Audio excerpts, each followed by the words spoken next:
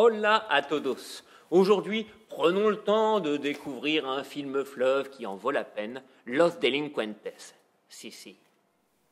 Le cinéaste Rodrigo Moreno s'est fait connaître à la fin des années 90 comme représentant du nouveau cinéma argentin. Pour autant, depuis, peu de ses films ont fait le chemin jusqu'à nos écrans. Dans son dernier opus sorti en France, Le Garde du Corps, un homme chargé de protéger un Premier ministre trouvait sa tâche de plus en plus pesante, entre routine et humiliation. Le producteur du film conseille ensuite au réalisateur de continuer à travailler sur les métiers, une perspective qui ne le réjouit pas vraiment. Bon, il y a bien l'affaire Buenos Aires, un film des années 40 de Hugo Fregones, qui pourrait faire l'objet d'un remake, mais encore une fois, les motivations du héros, l'argent et la vie de luxe, c'est pas vraiment pour Moreno. Il lui faudra quelques années avant de revenir au point de départ de ce récit, mais en le liant plutôt à la dépendance au travail. Eh oui. Aux côtés de l'employé de banque Morane, Los Delincuentes nous plonge dans un quotidien familier, celui du métro boulot dodo des actifs des grandes villes. Mais des petits grains de sable vont venir gripper ce train-train bien ordonné.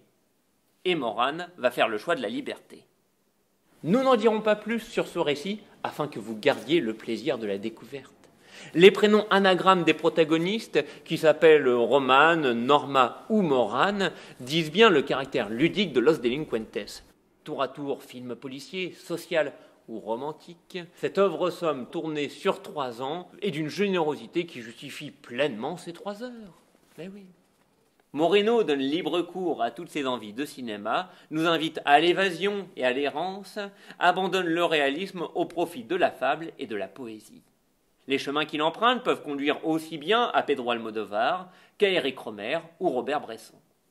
Et sa bulle de cinéma nous enchante au son d'Astor Piazzolla, Camille Saint-Saëns ou du groupe de rock argentin des années 70 Papos Blues qui envoie sacrément.